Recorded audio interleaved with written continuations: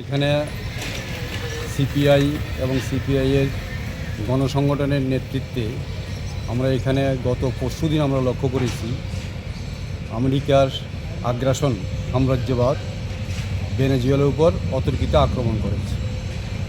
ভেনেজুয়েলার রাজধানী কারাগাসে গত পরশুদিন রাত্রে মধ্যরাতে ওইখানে তারা পরপর 7টি বিস্ফোরণ ঘটায়। পাশাপাশি আমরা দেখেছি কারাগাসের বা রাজধানীর আশেপাশে কয়েকটি প্রদেশ থেকেও এই বিক্ষোভের এই বিস্ফোরণের আমরা ঘটনা শুনেছি।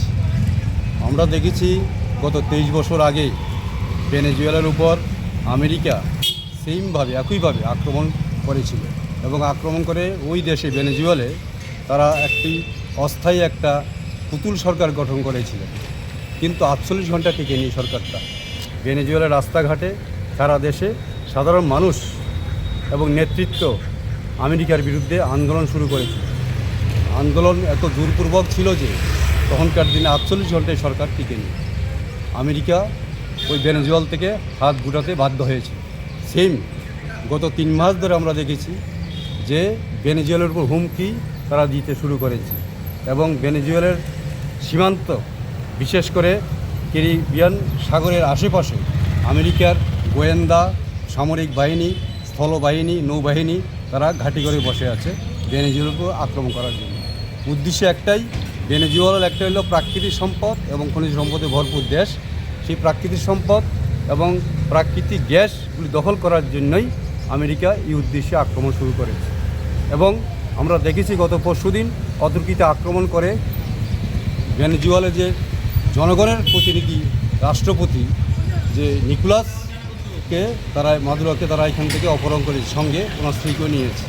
আমরা আজকের এই প্রতিবাদ থেকে আমরা আমেরিকার রাষ্ট্রপতির কাছে, ডোনাল্ড ট্রাম্পের কাছে আমরা এই দাবি জানাচ্ছি যে অক্ষত অবস্থায় যে ভেনেজুয়েলার রাষ্ট্রপতিকে তারা যাতে মুক্তি দেয়।